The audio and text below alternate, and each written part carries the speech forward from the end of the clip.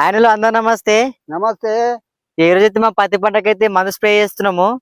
ఇక చూడండి మా తాతల పత్తి ఇది, అంటే మొత్తం ర్యాగట్ చిన్నది. మన వర్షాల కారణంగా అయితే కొంచెం నీరు పట్టిపోయింది, మొత్తం చిన్నగా ఉంది. దానికోసం అయితే మేము పత్తికి అయితే మూడోసారి అయితే మందు స్ప్రే చేస్తున్నాము. అంటే నీరు పట్టింది కొంచెం పెరగడానికి, అదే విధంగా ఈ గూడు గాని కాయ గాని మంచిగా రావడానికి అయితే మేమైతే ఈరోజు అయితే స్ప్రే చేస్తున్నాము.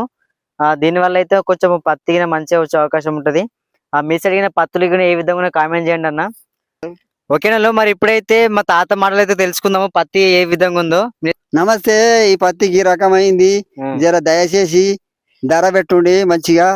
ఈసారి ఏం లాభం లేదు, దీనికి పెట్టిన లాగోడు కూడా వచ్చట్లేదు. మీ దయతోటి జర మంచిగా చేయండి. పోయినసారి మంచిగా ఉండే, ఈసారి మొత్తం పూరా నాశనం అవుతున్నాము. ధర పెట్టాలి, మాకు వ్యవసాయకాలకు నెత్తికి పూజ వస్తుంది. ఏమన్నా మీరు మేలు చేయాలి గవర్నమెంట్, ఇక అంత సాయం మీదే దయ. గిట్లెందుకైంది మరి?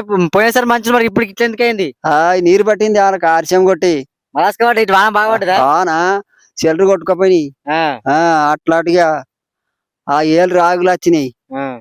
అట్లా అయ్యి ఇట్లా అయ్యింది, లేకపోతే కళ్ళ పడకుండా అవుతుండే ఇవరకల్లా. ఇప్పుడైతే మా పత్తి చెనక అయితే మందే స్ప్రే చేస్తాము. మీరైతే చూసుకోండి వీడియోలో. ఇలాంటి మరిన్ని వీడియోల కోసం మన ఛానల్ సబ్స్క్రైబ్ చేసుకోండి. మరొక వీడియో మళ్ళీ కలుద్దాం. జై జవాన్ జై కిసాన్.